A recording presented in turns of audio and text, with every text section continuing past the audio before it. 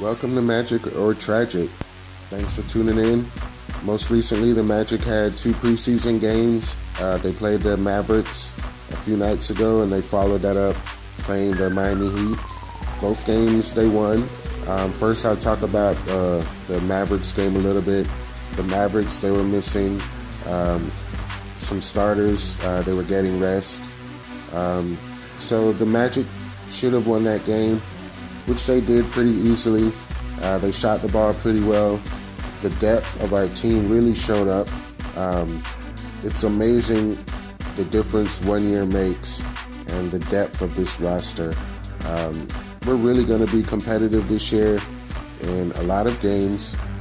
And I thought last year and in previous years we struggled to finish games.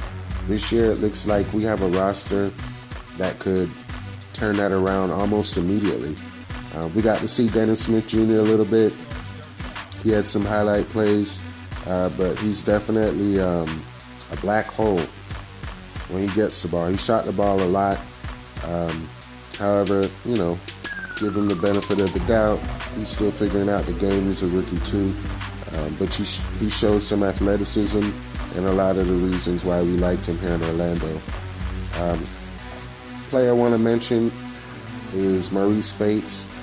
He showed his worth a little bit of why we were interested in him. He can get going in a hurry, and he's a pretty nice player to have, a big body like that, almost like Vucevic, coming off the bench. He's a big man who we're familiar with his style of play. So I think that helps a lot, and it was good to see him show that offensive output because the Magic will need that. In the second game, we matched up with the Miami Heat. Much closer game than against the Mavericks. The starters didn't shoot as well as they did against the Mavericks, and that started to hurt them a little bit. However, our active hands, especially from Terrence Ross, Simmons, and Isaac, helped us get a lot more easy buckets, get back into the game, and eventually we were able to pull that one out. Interesting to me, the starters for this team. Ross is definitely going to have to be active like that on defense a lot if they're going to be successful. They like to shoot jump shots. I noticed in both games we came out early and tried to establish a presence in the post. We tried to get Vucevic some easy post buckets. Didn't really work out so well. And eventually, as the game picked up and we're playing that up-tempo style, everyone got back to doing what they're comfortable doing. And in that starting lineup, it's basically shooting jumpers. That's fine if you're executing, getting good looks. We've got guys who can knock some shots down.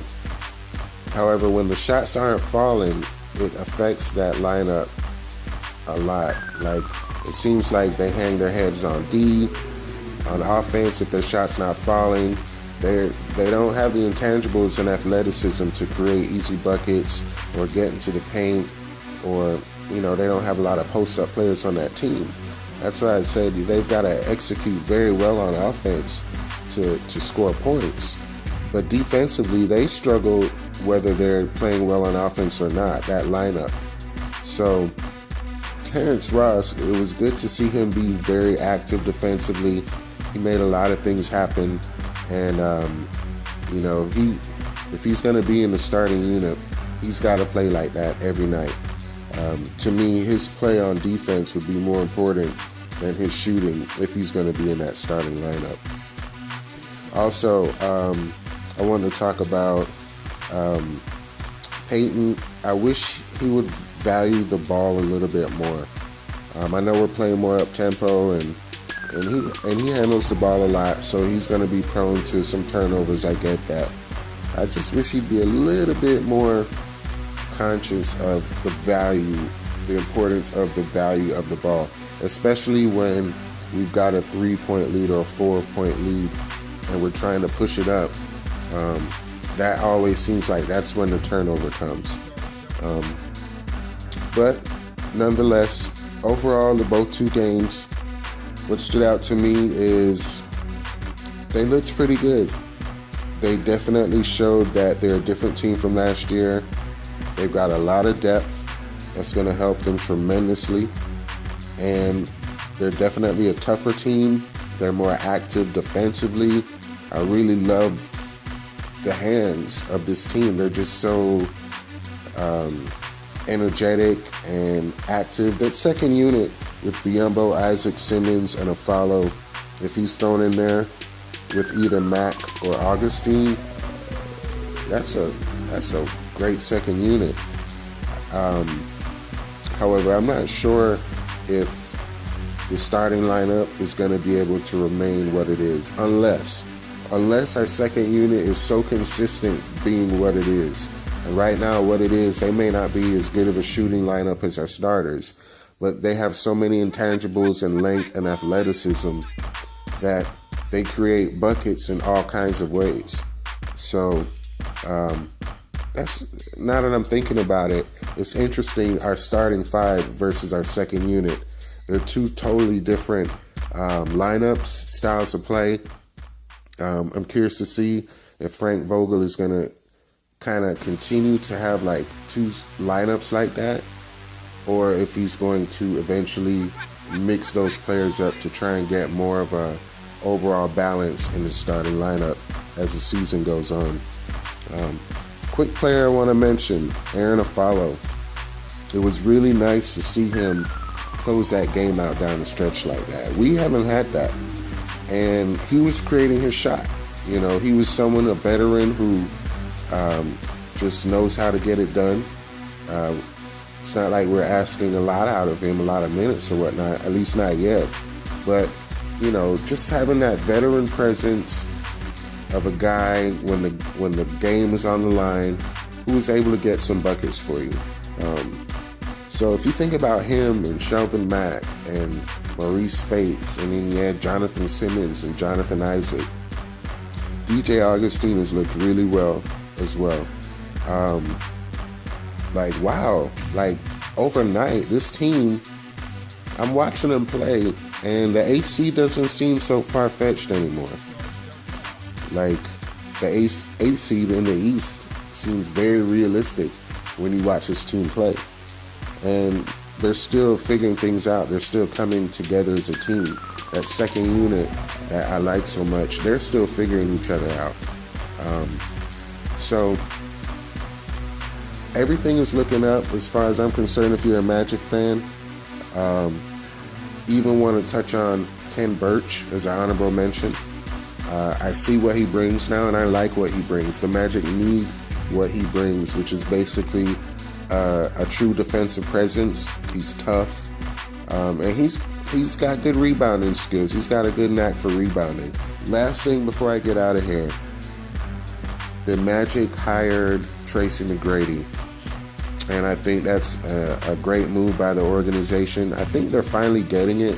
I don't know who's making decisions all of a sudden, if it's Hammond or Weltman or Martin or who, I don't know what's going on, but somebody finally gets it.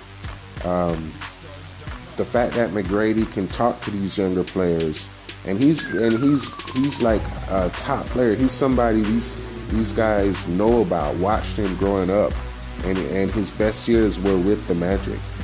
You know, there are only 2 jerseys I've owned. As big as a Magic fan I am, there's only 2 jerseys I've ever owned. And that was a Penny Hardaway jersey and a Tracy McGrady jersey. So I'm happy to see him involved with the team again. I'm sure there's going to be a lot of things behind the scenes that he's going to help his team out. I talk about intangibles on the court that the Magic have sorely missed. Well, it seems like Weltman, Hammond, and Tracy McGrady, I think, will be able to bring some intangibles off the court that the team has also missed. And from top to bottom, it just seems like everything is on the up. So I'm really excited to be a Magic fan. My expectations for the season, still, I have none. But I'm very excited because I think, anything is possible, with the exception of making it to the finals or anything. But, playoffs is possible. But if we don't make the playoffs, again, you just want to see improvement from the core that you're starting to build. And we've seen that already in just a short amount of time. So let me know what you think. Make sure you subscribe, like, or dislike, and comment below. And go Magic.